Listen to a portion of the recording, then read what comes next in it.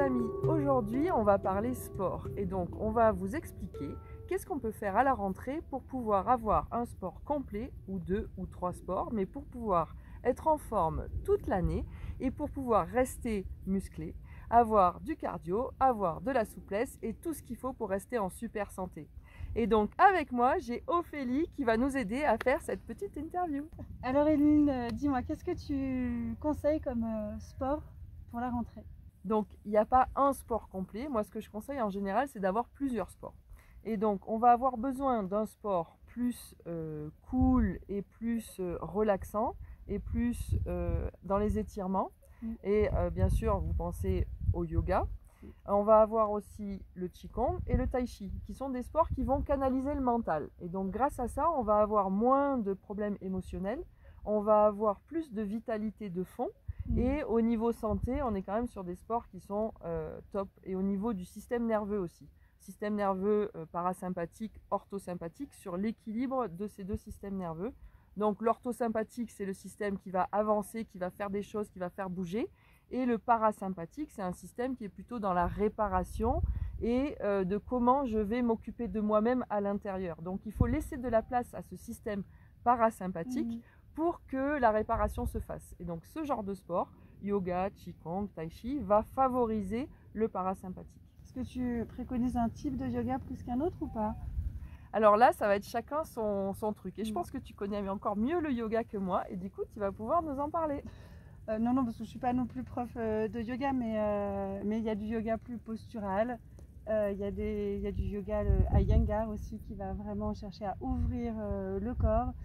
Il y a le yoga nidra qui va plus être sur justement des temps calmes pour apaiser le système nerveux et la relaxation, aider à l'endormissement. Ouais. Donc voilà, il y a plein de types de yoga. Et on a le yoga vinyasa, vinyasa pour les sportifs, parce que là c'est un yoga où on va enchaîner les postures et donc les gens qui ont besoin que ça bouge quand même un peu, même en faisant du yoga, ça va être pas mal de choisir un yoga vinyasa dans ces cas-là. Il y a aussi le yoga du son. Oui, le yoga du son, yoga du rire. Le yoga du rire et le yoga des hormones. Ah, je ne connaissais pas celui-là. Ouais, je ne l'ai pas expérimenté, mais... faire travailler toutes les hormones. En qigong, c'est pareil. En qigong, on va avoir des qigong qui vont activer aussi le système hormonal. Et donc, si j'ai des problèmes, par exemple, au niveau du petit bassin, du système hormonal féminin, je vais avoir des exercices de qigong qui sont bien spécialisés et qui vont activer les hormones on parle des gonades en général, hein, donc c'est les ovaires et les testicules. On va activer ces hormones-là. Ouais, c'est vrai qu'en qigong, il y a des beaux enchaînements de mouvements pour les ovaires, l'énergie sexuelle aussi. Il y a plein de variantes. Exactement. J'ai une vidéo sur comment faire monter l'énergie vitale, qui est aussi l'énergie sexuelle. Et tu peux me dire qu'est-ce que tu penses du pilate et du stretching?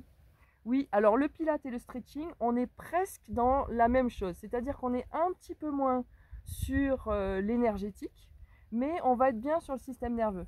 Donc les gens qui sont plutôt vraiment sports occidentaux, qui ne sont pas du tout attirés par l'oriental, vont pouvoir aller vers le pilate pour pouvoir faire des étirements, donc stretching, pilate, travailler sur les muscles internes. L'avantage du pilate, c'est qu'on est sur les muscles internes, sur le périnée, et donc ça va être quand même super intéressant, mais l'idéal c'est de tout faire.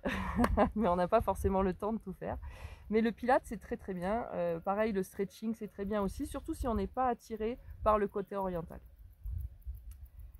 Alors ça c'est un premier type de sport. Donc ça, une fois ou 2 fois par semaine, c'est quand même pas mal. Et pour le cardio, qu'est-ce que tu recommandes? Voilà, il nous faut du cardio aussi. Parce que le muscle cardiaque a besoin d'être toujours stimulé.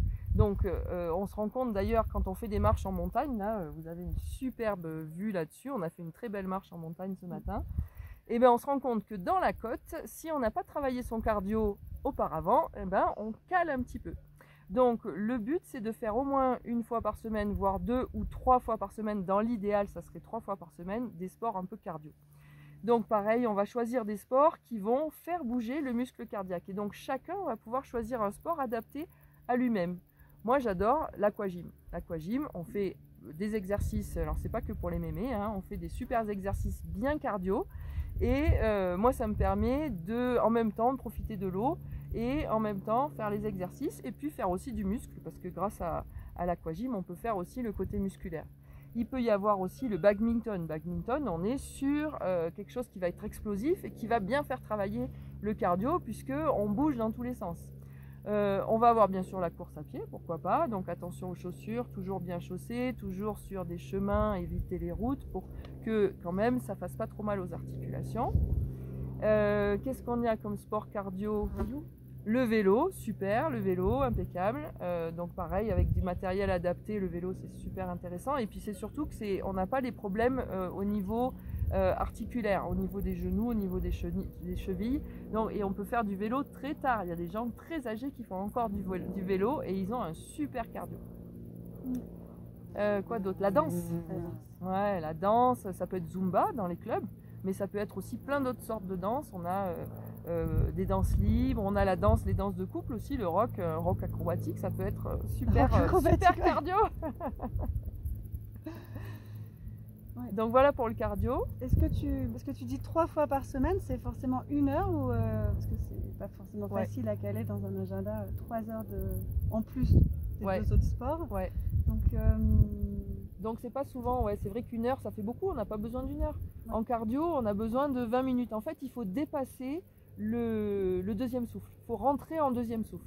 Et donc ce deuxième souffle, en général, il commence entre 7 ou 10 minutes jusqu'à un quart d'heure. Et en fait, en général, au bout d'un quart d'heure, on est passé en deuxième souffle. Donc il faut rester un petit peu dans le deuxième souffle, faire un petit peu l'endurance, en fait, obliger le cœur à aller chercher un petit peu plus loin, à aller, le corps aussi à aller chercher. On parle souvent d'acide lactique, d'oxygène et tout ça, donc ça sera peut-être dans une autre vidéo que je développerai là-dessus. Mais aller chercher l'oxygène différemment et il faut dépasser pour ça le deuxième souffle. Donc même si on fait à partir de 20 minutes, déjà on est pas mal. Si on fait 3 fois 20 minutes de cardio, déjà on est bien. Ça peut être des exercices en salle aussi quand on n'a pas le choix, quand on est en ville. Ça peut être d'aller à la salle 3 fois par semaine, pourquoi pas, c'est pas interdit, hein.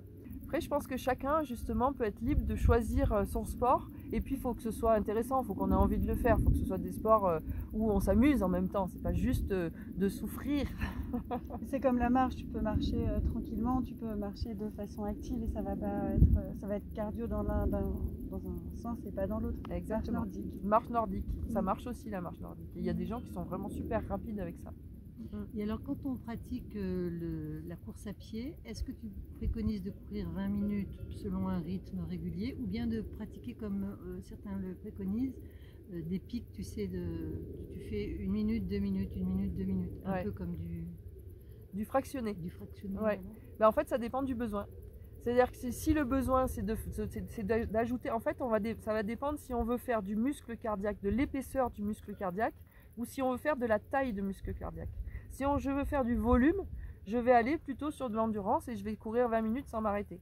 Si je veux être sur le muscle cardiaque, sur la musculature du cœur, là je vais faire du fractionné. Parce que je vais obliger le cœur à se muscler encore plus fort. Par contre, je vais perdre en taille du cœur. Et donc voilà, il faut faire un petit peu les deux. A priori, l'idée c'est d'avoir un cœur un peu gros et en même temps solide.